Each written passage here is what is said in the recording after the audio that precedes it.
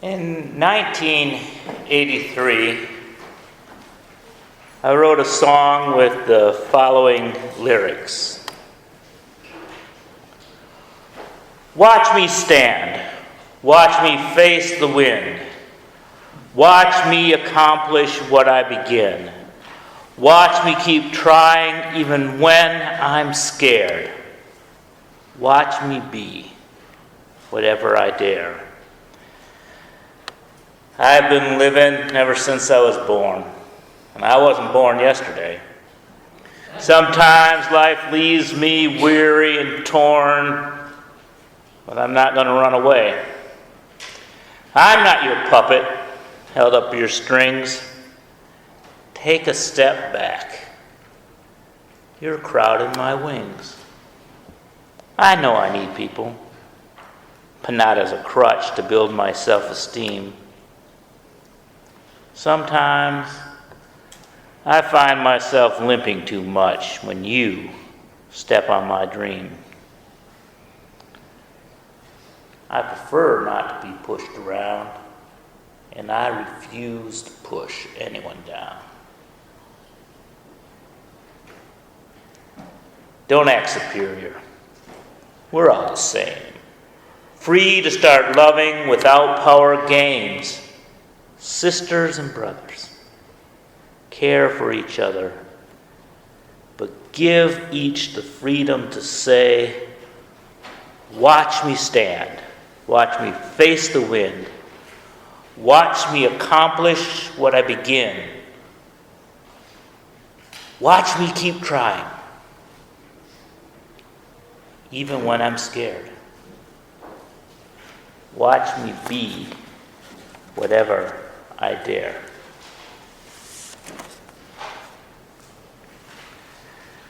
I wrote this song for a feminist folk singer, Margot Kimball.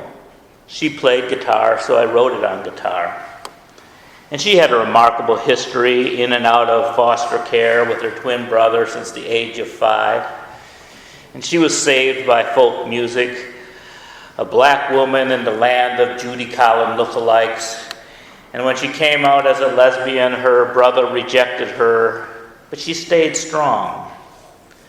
And I wrote the song for her to be sung by her. But after she moved to San Francisco, I started playing the song for myself. And the strength that I witnessed in her, I began to find in myself as I started singing the songs, singing the words that I had written in her voice. Years later, Gail and I were asked to sing at a rally for survivors of domestic abuse. And so I went through my song collection to see what might be a possible song to do for this rally. And the person who was putting on the rally, her son-in-law had a recording studio, and so we actually recorded the song. And it was the first time I ever was in a recording studio with Gail. And so it was the first time I got to hear Gail sing harmony with herself and add about 4 or 5 parts to this, including parts that she couldn't sing, and so she would sing in a high soprano's ear, say, I'll sing it in your ear and you sing it into the mic. And Gail made this song her own. And I switched to the dulcimer to play this because I couldn't play it in the key that Gail could sing it in on guitar, but I could play it on dulcimer. So I switched instruments so it could be Gail's voice. So with Gail switching instruments and all the harmonies Gail added changed the nature of the song once again. And then when I was seeking to become fellowshipped as a UU minister, I had to preach a sermon in front of about 20 people. And I would preach on the inherent worth and dignity of all people. And I sang this song. And it became a song about every human on the planet. So, in studying for the ministry, I learned how to exegete a Bible text. So today I am not so humbly going to do that with my song. Boy, am I ever full of worth and dignity today. What I just gave you was the Sitz in Leben of the song. That is the setting in life of the song in the people involved, the different roles that this song has played at various times in its life. Bible scholars have to do a lot of detective work to determine the Sitz in Leben of a scripture, but it was easier for me because I was actually there. Now I shall proceed with the translation and explore what the words actually mean. Watch me stand, watch me face the wind. One technique in Bible criticism is to look at a verse and see where these words are used in other places in the canon. And clearly this is a reference to the canon of Bob Seger, album 12, track 6, Against the Wind. The album was a transition for Seger from a rock and roll style to a more folk style, which was the musical direction I was trying to go in writing for a folk singer as a rock and roll person. And Seger's song is a song about perseverance and survival. He sings, breaking all the rules that would bend, I find myself searching for shelter again and again against the wind. A little something against the wind. I found myself seeking shelter against the wind. When I wrote the line, I thought I was being original. I did not know I was just another Michigan boy stealing from Bob Seger. In the words of Bob Seger, wish I didn't know now what I didn't know then.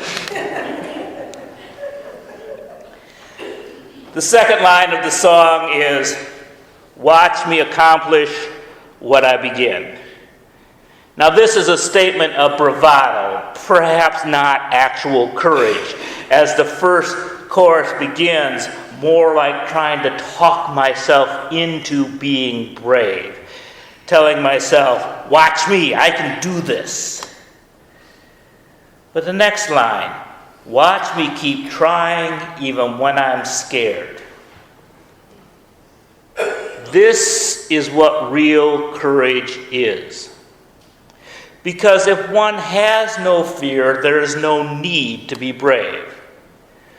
Courage is continuing even when things are frightening. So often, we are told that we are bad people. I wrote this song for someone who was vilified by labels.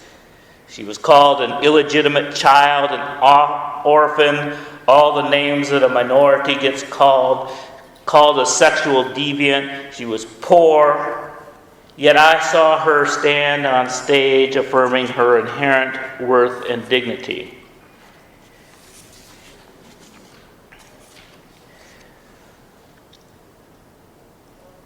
The verse begins, I've been living ever since I was born, and I wasn't born yesterday. Sometimes life leaves me weary and torn, but I'm not going to run away. Life is hard, and it's hard for everyone. If you are born with nothing, it's hard to earn anything. And if you are born with everything, it's hard to earn anything that you can truly call your own. Life will kill you if you let it.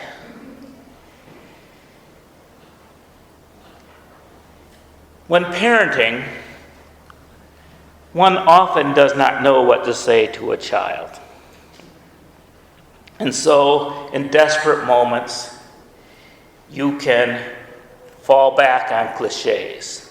And sometimes they work. But sometimes you have a child that is smart. And one of my worst moments in parenting was when, at some point, when Ben was in middle school, I said, "What doesn't kill you makes you stronger." And he turned back without missing a beat and said, "Or cripples you for life."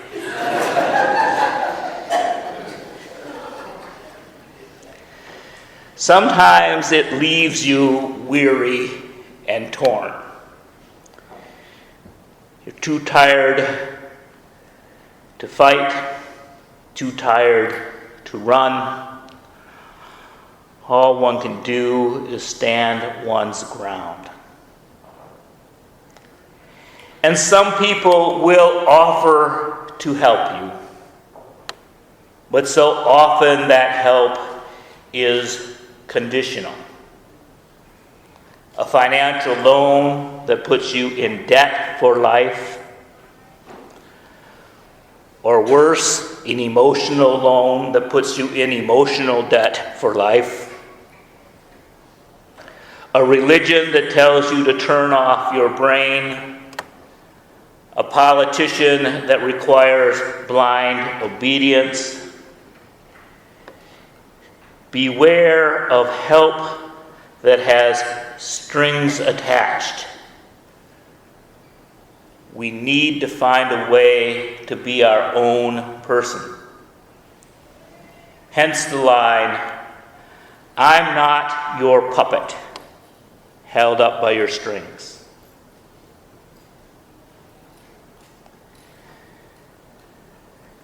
The next line was, "Take a step back, you're crowding my wings." Now, it was originally, stand back, you're crowding my wings," which I knew was directly a steal of the hit song of that summer, Stevie Nicks' song, "Stand Back." It was a huge song. And Stevie Nicks, those of you who might remember, used to perform on long lacy capes and spin around on stage like an angel in concerts. And so it's a clear Stevie Nicks thing, and I knew Stand Back was just too clear of a reference, and it would be caught stealing. But she was a symbol of power, independence, and grace, and fit the general theme of the song. And so I changed the word from stand back to take a step back. You're crowding my wings.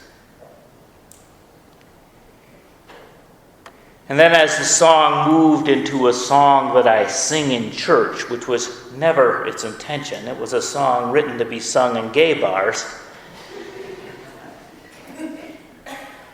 it carries the image that we all have the divine within us if we are given the space to spread our wings.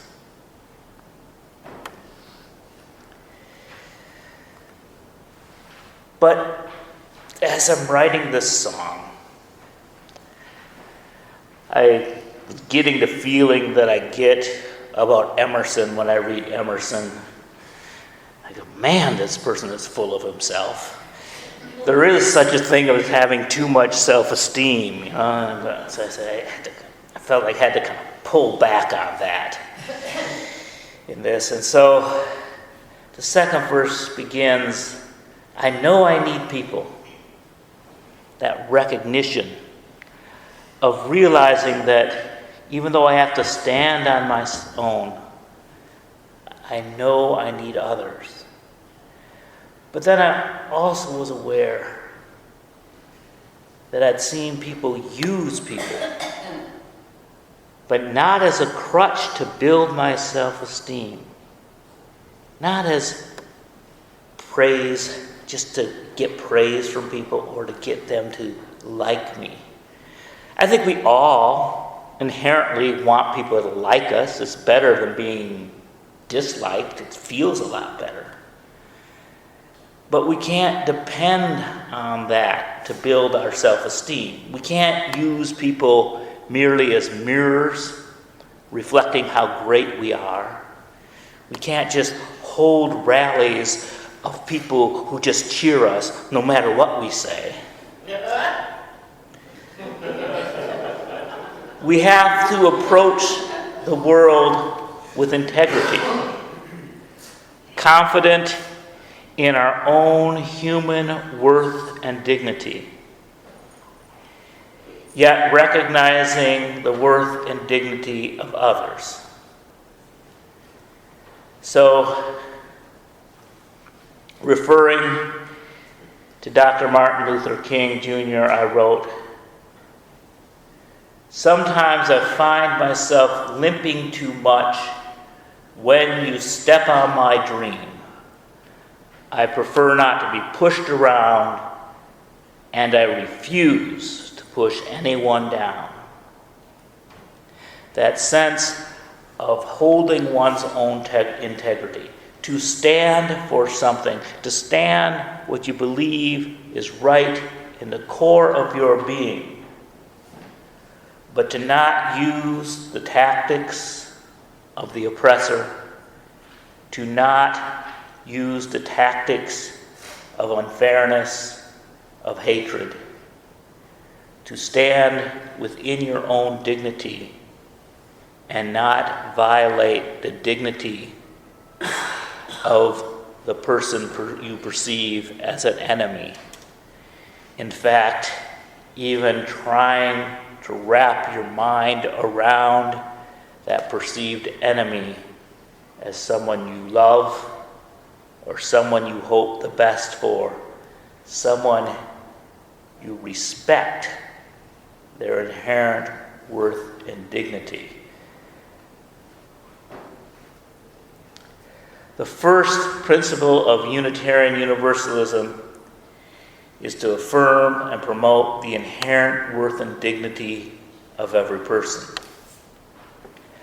I think this makes us the easiest and hardest religion in the world. It's easy to enter. We do not ask you to repent of your sins and turn to Jesus. We do not ask you to submit your will to Allah.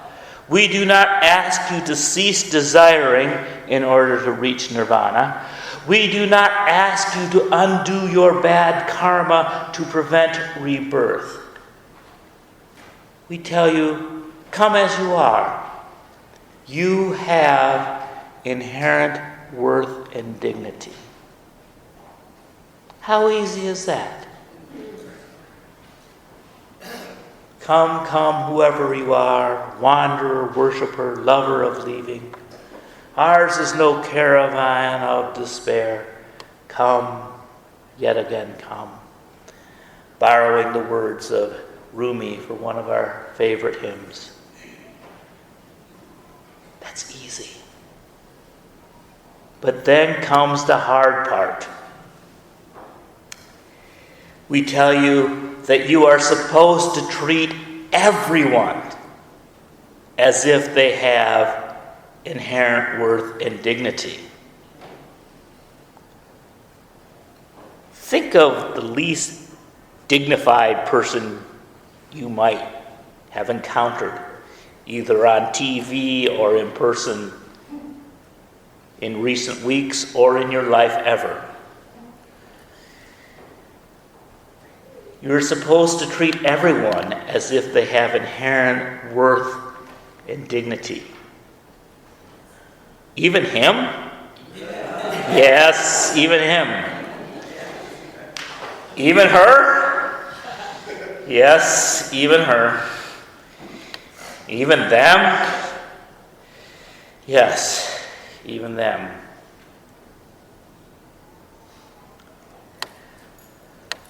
So even though it was 2 years before I set foot in a UU church, I think I captured the first principle pretty well in the next part of the song. Don't act superior. We're all the same. Free to start loving without power games. Sisters and brothers, care for each other, but give each the freedom to say, "Watch me stand." But it is hard to do. I wrote the line, "sisters and brothers," intentionally. I wrote it intentionally because it was to be sung by a feminist folk singer, so I was being very big in my mind and putting sister first. I wanted to shake up the listener.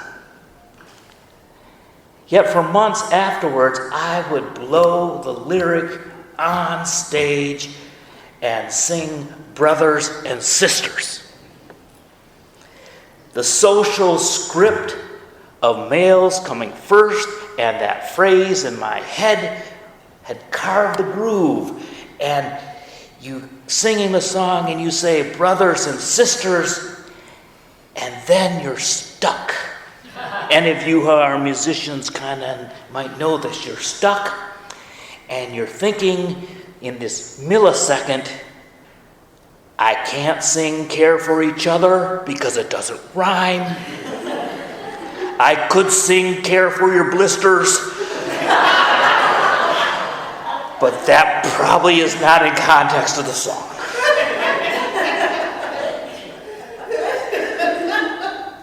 Even when we are well-intentioned, social change takes time. Currently, we are learning pronouns that transgender persons want to be called when they want their issues addressed. The language can feel awkward in our mouths, but it's important to try and create a space where their worth and dignity is recognized. We've hung a Black Lives Matter banner on our church.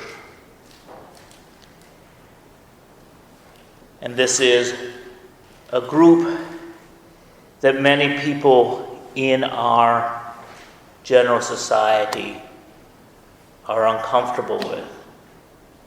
And that discomfort often has people asking questions of this congregation. And to stand in that discomfort. In the glory that is Facebook, I've seen 2 videos recently.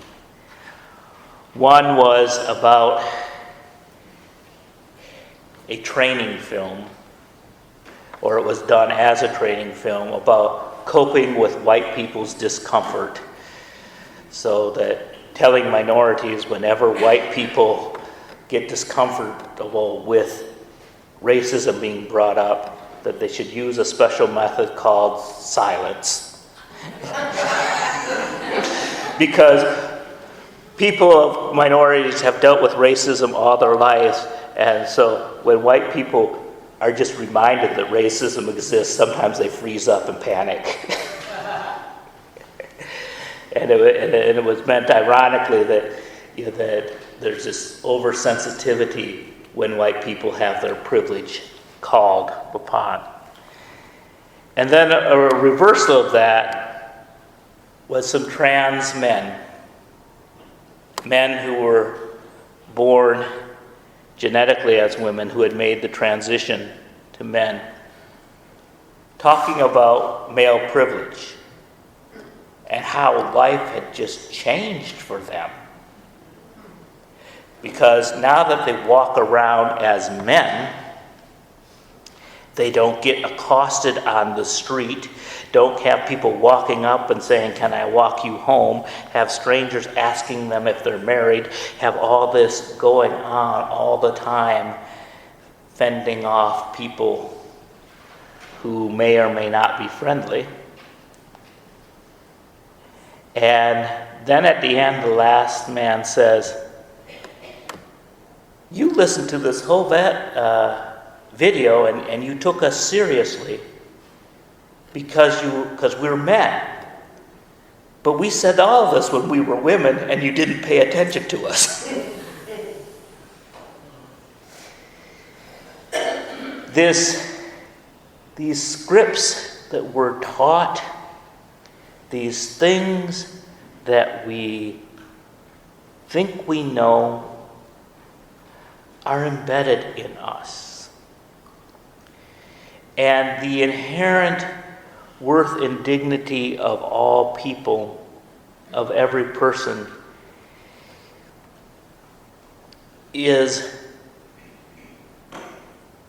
cannot stop at the word every or the word all.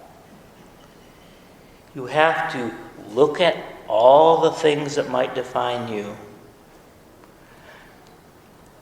and look at all the things that are opposite of that and say, do I honor all those things? And even the things that are in yourself, do you honor those things? Because you do no good being a white ally if you hate being white. You do no good being a male ally if you hate being male. You have to be comfortable with who you are and comfortable with who someone else is. In order to love your neighbor as you love yourself, you have to love yourself. If you think that you are rotten and you love your neighbor as if they are rotten, we live in a pretty rotten world.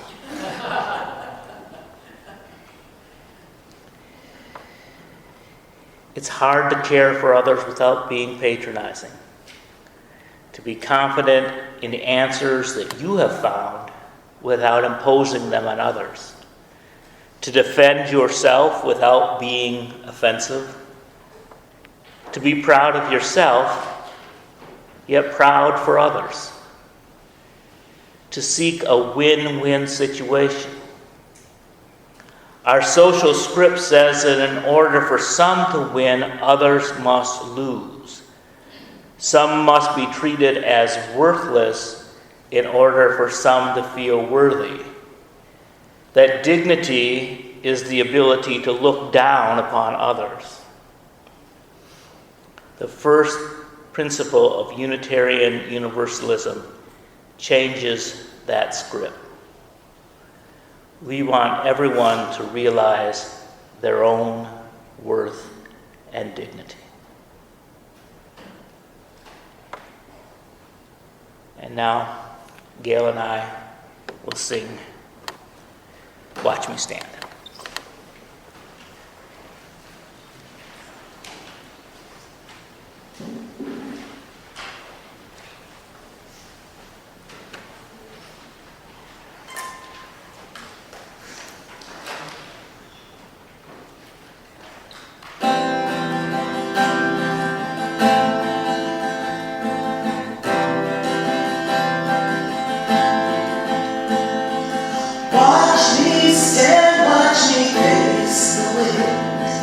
Watch me accomplish where I began.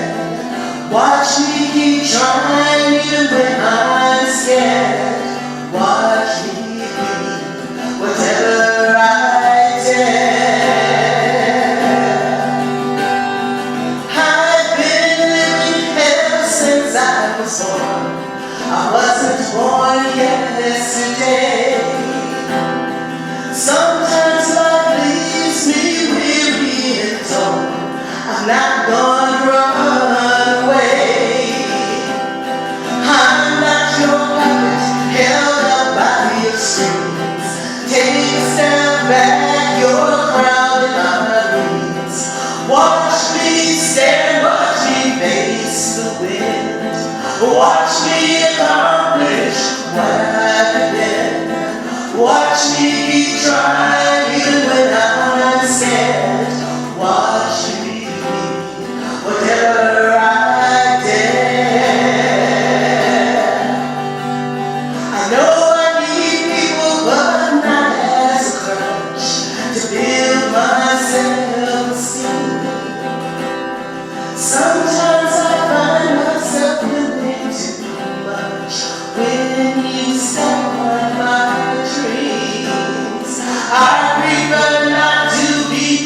push around, and I refuse to push anyone down. Watch me stand, watch me face the wind. Watch me accomplish what I can. Watch me keep trying when I'm scared. Watch me be whatever I dare. Don't ask me we're all the same. Free to start loving without high gains. Sisters and brothers care for each other, but give each the freedom to say. Watch me stand, watch me face the wind. Watch me accomplish what I can. Watch me keep trying even when I'm scared. Watch me be whatever I can. Watch me stand, watch me face the wind. Watch me accomplish what I can. Watch me keep trying even when I'm scared. Watch me be whatever